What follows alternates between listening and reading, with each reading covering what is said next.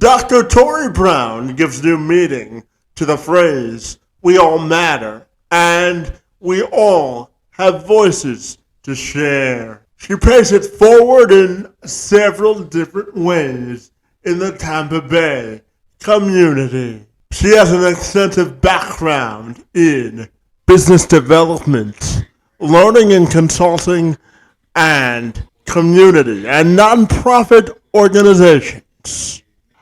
The mission of Fresh Community Development Incorporated is to provide cost-effective resources to low-income families in need of financial aid, business literacy, and to improve their access to housing and home ownership. She joined me this week to have a conversation about diversity, equity, and inclusion in the housing market and beyond. I'm Kevin McShann. Let's have this conversation.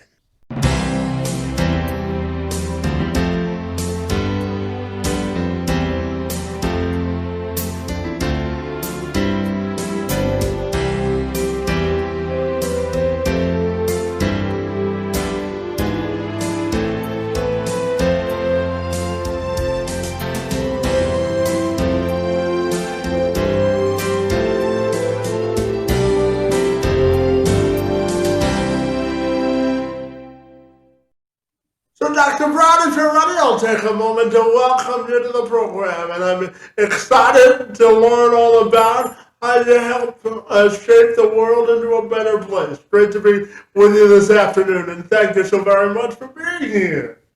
Thank you so much. I'm enjoying when you told me to come on your show. I couldn't wait to get here. So you're the best part of my Monday.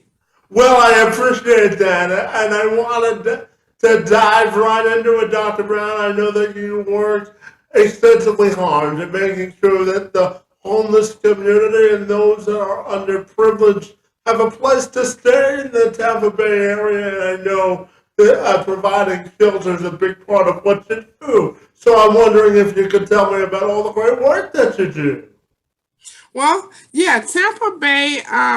One of the things that I believe is, as we won the Super Bowl, we're the Tampa champions and all that great stuff. But not only are we champions in sports, I think as a community, we really have to begin to champion the differences between people having access to homes and those who are not having access to homes.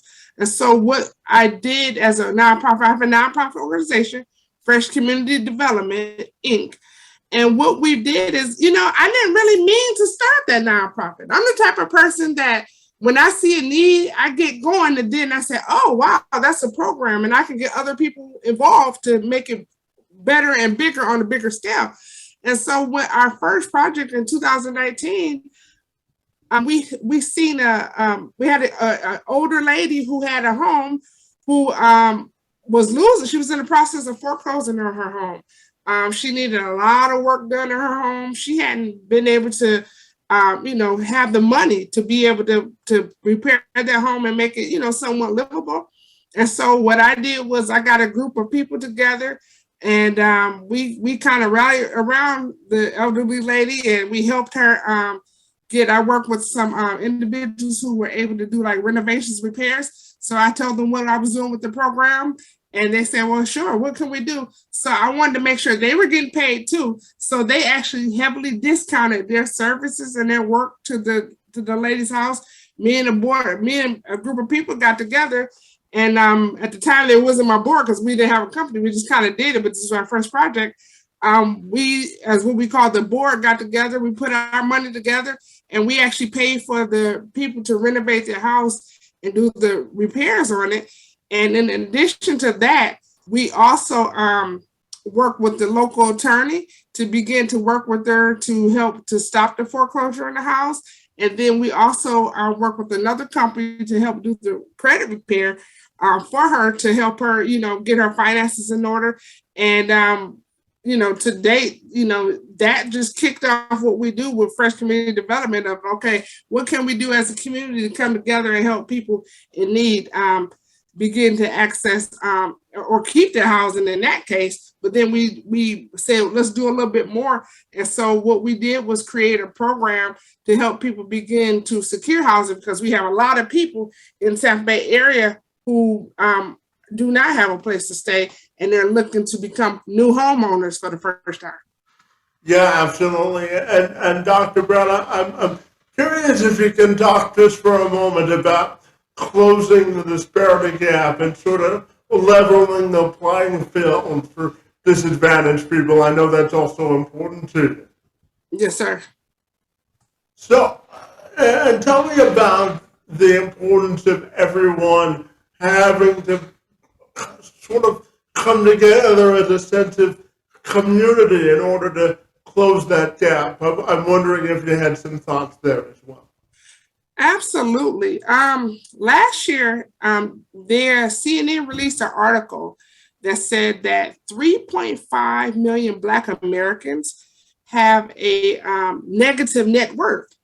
And it also went on to say that another 3.5 Black Americans have a $10,000 net worth or less. I did some more research and I found out that about $15,000 net worth, the Hispanic Americans in the area have about a $15,000 net worth or less. When you look at those numbers, they're very disharming. They're very alarming, and they should be alarming to us as a community, because we're talking about over 8 million minorities in America that has $15,000 net worth or less, which is horrible. Well, for what my perspective is, we don't know as a people what a net worth is. And so one of the things that we did with our organization said, okay, let's educate people on how to identify what your net worth is. I mean, you work 9 to 5, you work on your day to day, but you don't really know if you're in the category of high net worth, low net worth, nothing.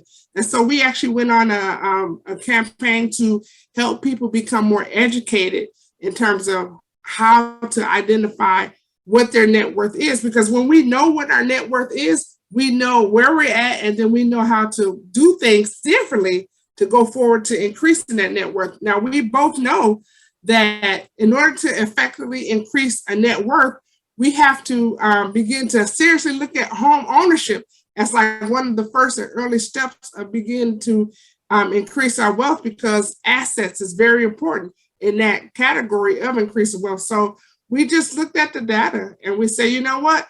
Let's help individuals secure their home, okay?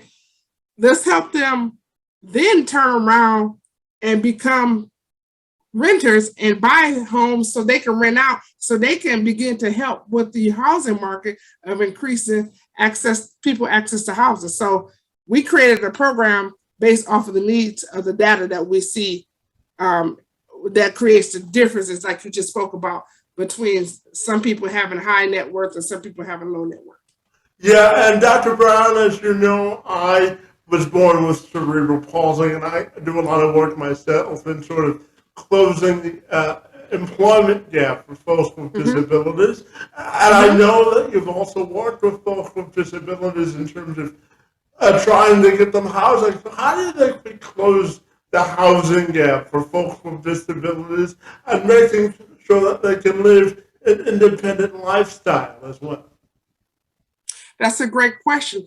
I think as a licensed psychologist, that's what my background is. I think when people look at individuals with disabilities, they see deficiency. Not all individuals with a disability have deficiency. Sometimes we have to identify what we're looking at and who we're talking to. Everyone wants to be looked at as an individual. And if you begin to take away all the misconceptions of someone having a disability and focus more on the fact that this individual has a place in our community to help everyone. Because here's the thing, no one's never going to be the same when we look at true communities. So some of my, work that we've done with helping individuals like that is beginning to have specialized services towards people. I think one of the important pieces on that is, which is a very good question, one of the important pieces is making sure that we have, and I talk about this in my book too as well, making sure that we have real estate professionals that have a specific niche in serving a certain population of individuals.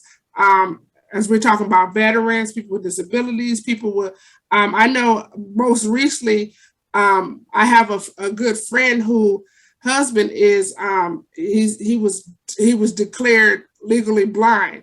And so helping them through their home ownership process was very important to me. One is my friend, which I treat like family, which I love. But two, it was so important that we found the right realtor to work with them. The other piece was making sure that they understood, financially what they were being able to afford based off of the income that he was now receiving.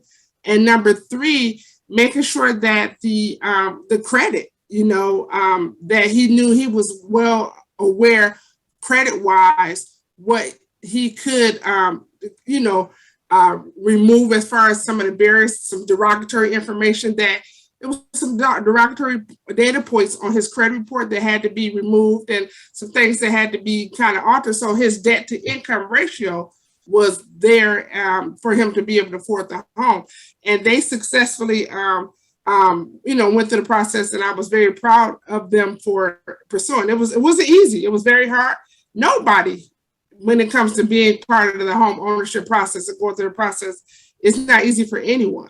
But what happens is, being able to have the people around for the whole process is going to be one of the most important steps in helping individuals, become able to navigate through that process of home ownership with the disability. Yeah, absolutely. And Dr. Brown, I'm curious to get your thoughts on what needs to be done in order to sort of change the narrative for low-income families and those living in poverty. If you could wave a magic wand, what are the top three things that you think we all can be doing now to contribute to this conversation? Absolutely. I think we have to have that conversation.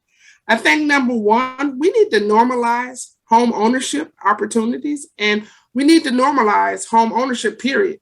I mean, when people look at home ownership, sometimes it looks like it's an impossible mountain to cross, right? And so being able to have that conversation of normalizing and celebrating home ownership over renting is one of the first things we have to look at. Number two, we need to be able to find a way to bridge the communication gap towards renters who may have an interest become a homeowner. A lot of times, the people that I've worked with in my program, they've always wanted to become homeowners, but they didn't think that they were qualified. They didn't think that they had an opportunity. And the third thing, really, with them, they didn't feel like they had enough information. I mean, people always say, "Oh, well, you got to Google. You can Google this. You can Google that." Yes, you can. But for someone who has never owned a home before, that can be very intimidating for them to search and know how to find the right professional to help them real estate wise. And so once you identify the second barrier, the third barrier is the third step is actually helping them go through a system that's going to help them navigate the home buying process and make sure that they understand that home ownership is very important, and it's just a first step to increasing your ability to access the wealth and to close that wealth gap, because you're becoming a homeowner and you're being able to participate in that quote unquote American dream. Yeah, of course. And I know that you've written a book called The Color of Homeownership. So I'm wondering if you can tell me all about the book and the message that you're hoping to convey. Yes, sir. I actually wrote it last last year. We released it on New Year's Eve, 2021. And a lot of people ask me, why did I name the book The Color of Home Ownership, Increasing Wealth in Black and Brown Communities? Well, I was listening. I was writing this book. I didn't know I was writing this book. I do a lot of journaling. And when something frustrates me, I write and I write and I write until I begin to see, oh, I have chapters. And as I was writing this book, I said, you know what? I want this book to be a resource for people of color, for all people who have to look at the patterns of why you become a homeowner. I mean, when you look at certain family situation, when I interviewed people prior to writing the book and during the writing process of the book, I asked people, I said, did you own a home at an early age or late age? Some of the people said early age, some said at late age. So I kind of, investigatively said, okay, did your parents own a home? Some said no, some said yes. So I began to kind of look at the data of the generations of people who owned a home because their parents owned a home, because that's what they was expected to do. And I began to look at my own. My parents owned a home. My great-grandparents owned a home. But that didn't transpire for everyone who parents owned a home. So I kind of, in the book, I kind of cover a lot of the generational things that allow people to become homeowner and those that do not become homeowners. And so when you look at the, the color of the home ownership, I ask people, what color is home ownership? I got some pretty good, vivid descriptions of that. I remember asking this one young lady, I said, well, what color to you? What color would you see as home ownership? And she said, purple. And I said, why? Home ownership to me means that the color for me means that I need to walk into my destiny as being a royal, as being doing what I need to do. So she, who is in the program to become a homeowner, prior to that, didn't have a description to describe, what's the color of home ownership. So I like to ask people all the time, what color is home ownership? It's just like a fun exercise. I'm a psychologist, so I do stuff like that, right? The study of the mind is an important thing, isn't it? Yes, sir. And Dr. Brown, I'm also curious to ask you about, I know it's important to you to also make sure that people have the educational tools they need in terms of literacy and their own advocacy skills. So tell me about the importance of providing people with the business literacy they need to have a successful home ownership journey. Absolutely. When you go to purchase a home, you have your regular 9-to-5 W-2 income that they ask you for. A lot of times people don't realize that their business income could also be an addition to the income to show. So you can, when they do the affordability calculator on getting you qualified for a home, your business as a small business counts as well. So if you're putting up $2,000 or $3,000 a month, extra in your business and you're making that, you times that by 12, you're making, $30,000 to $40,000 extra, or, $20,000 to $30,000 extra, which also can be attributed to your income when it comes to qualifying for a house. So to me, I think what we've seen when the pandemic started is we've seen an influx of businesses. We've seen people who were becoming business owners more and more and more. And so being able to take that income over the last 2 years that individuals have and adding that to the pot and showing that you can afford more house, or you can budget money better, just having that additional income. So for me, having a background, I've been a business developer for over 25 years.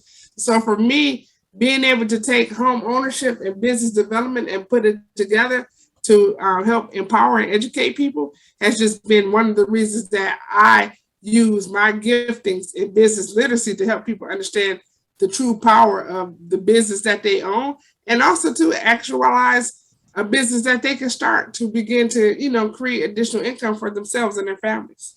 Yeah, absolutely. And Dr. Brown, going off that literacy conversation, I also know that it's important to you to inspire the next generation of writers. So tell me about why it's so important for you to be a mentor in that regard. Yes, sir. This is not my first book. This is actually my third book. And so when people ask me, how did you get started? I just started, I have a background, excuse me. I have a background in writing, but I didn't always embrace that writing. I think when you realize that writing is a tool of power, it's a way to educate, and it's also a way to empower. So when when you say addressing those new generations of people who want to be a writer, what better way to have a voice in the topic and niche and things that you believe in by writing it down and publishing it and making it available, for the world to see. I think too, what's important to me, and I did this for this second book, is we actually translated this book in Spanish. So this book is available in both English and Spanish because we wanted to make sure that we were one, bridging that communication gap between, people with different languages, but also two, making sure that we're encouraging individuals who are writing material such as this to also make sure you make it available in multiple languages so we can truly embrace that diversity and attract different people to the topics that we're talking to, but also to just empower other writers to begin to evolve and grow and write. Writing should be fun. It shouldn't be a chore. I used to think of it as a chore, but as I became an author, it became something that's fun for me. And I really thoroughly enjoy doing it. And I thoroughly enjoy educating other people in the process of becoming a writer as well. Embrace the process, huh? That's right. And Dr. Brown, I know that we share a mutual passion for the city of Detroit. I know that you're originally from Detroit and you've got some great memories covering this far back east. So tell me about what you remember about Detroit and why it's so important to you. Wow, that's a great question. You know what? I'm going to be honest. When we talked about it, I miss, and of course back then, look, I don't want to date myself, we didn't have so much border restrictions, but I love being able to go tell my friends, hey, let's go over to Canada for lunch. I mean, just the fact that we was neighbors and we could just really take the tunnel, we could take the bridge. And back then we didn't have Tim Hortons. So I used to love to come across that bridge, go to Tim Hortons, go to Tunnel Barbecue. I mean, it was just good time just to say that we went over to Canada. I mean, how many people can say they just go right across the street to Canada, get some good food and come on back? You go to a whole nother country. So along with, that experience, number two, my other memories of Detroit is just the music. I miss Detroit. Look, you're gonna make me miss Detroit because I'm in Florida now. I moved from Detroit to Florida, so I'm in Florida. So now you're making me miss the good food, the Southwest, the Hispanic food, the tacos, and then you can go over to Dearborn up the street and get you some Mediterranean food. And I miss the culture, man. I really truly miss the culture of Detroit. Well, I'll send you some Greektown and some Mexican food. How about that? Oh, yeah. You can go ahead and you can email that right over to me, brother. Well, I'll send it in the mail. I don't know how much you can eat it over email, but I'll send it in the mail just for you, okay? And thank you. Look, we're getting real good with metaverse and NFTs and all that. Who knows what will be available for us soon, right? Yeah, absolutely. And Dr. Brown, I'm a big believer in representation matters and paying it forward when you can. So any business community leader who may have a certain level of privilege, I'm curious to ask you about the role that they play in sort of helping to close the gap of opportunities for some people that may not be able to own a home or get a well-paying job as well. Yeah, so the responsibility of leaders, traditionally, I remember my mentor tells me the best leader have become a best leader because they learn how to be a good follower. So you can't be a great leader until you're a great follower. And so I think as a leadership position, people in leadership has to remember what it was like before they were leading. If you could take yourself and put yourself back, and that's how when I think about doing anything in communities and doing anything programmatically, I have to remember what it was like prior to leading. Some days, even in this city, I drive around and everybody do what they do in leadership. But when I drive around, I see different needs in the community. I may see some homeless people here. And I see people, and prior to the pandemic, we did a lot of, things to feed the homeless just because. But I say as a leader, how can we drive past our cities as a city official or mayor and we see this type of need? If me, who's not the mayor, me, who's not the city official, could get out the car and pass somebody a blanket out the car or a poncho because it's raining. If me as a regular resident can do that, how can leaders resist being able to do that? So I say all that to say that leadership has its responsibilities to remember what it was like before you were leaders so you can build better bridges of gap of services or resources and information to help empower people who are not in leadership and just ready to receive what they need to receive as relates to a constituent. But I think as a leader, we really have to focus on leading people that want to know and leading people who are willing to learn more that they can about becoming home ownership. We can't make people become homeowners, but we sure in the hell can help people be more encouraged and motivated to go that direction versus renting. Yeah, absolutely. And Dr. Brown, my final question for you this afternoon has to do with your own personal and professional legacy and how you might want that to be defined. Well, I want someone to pick up the torch. My legacy, I want someone to be empowered and influenced by the work that I'm doing so they can take up the torch when I'm not able to do it and when I haven't done everything, crossing the T's and dot the I's. Nothing's going to be perfect. No one's going to be perfect, but being able to empower someone who can come behind me and improve my system, improve what I'm doing. I don't have any, regrets of saying, you know what, if I can do what I needed to do as a leader in this industry, come on behind me and let's improve what I'm doing so we can do it together and you can do it better than me when I'm done. But the legacy I want to leave behind is the fact that I'm not doing nothing that something else that other people can do. I'm not Superwoman. I'm not doing something that other people can't do. I say come behind me and do better. And that's having that perspective just comes from me having a mentor that would always drill in me. He said that good leadership and good mentorship is wanting your student to be 20 times better than you were. So I carry that advice for myself and I give that. So I want someone to come behind me and do 20 times better than I'm doing. Yeah, there's always something to learn from somebody else, isn't there? That's right. That's right. And Dr. Brown, finally, tell me if people want to get connected with you or buy your books, what's the best way they can do that? They can visit my website at freshcommunityinc.com. That's FreshCommunityInc.com. We have two URLs that goes to the same site. We have freshcommunitydevelopment.org as well.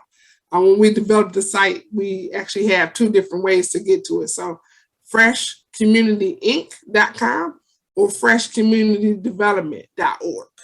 And you can learn more about our program. You can purchase the book. The book is also available on Amazon, Books, Barnes and Noble, Books a Million. Anywhere you can buy books, that's where my book is available at. Well, fantastic. I want to thank you for doing your part to advance the conversation of progress forward, and for joining me this afternoon. It's most appreciated. Thank you so much. I appreciate you for having me, and I love your shows, by the way. I had a chance to kind of look at your other shows. So you're doing an amazing job, and it's a pleasure to be on your show, sir.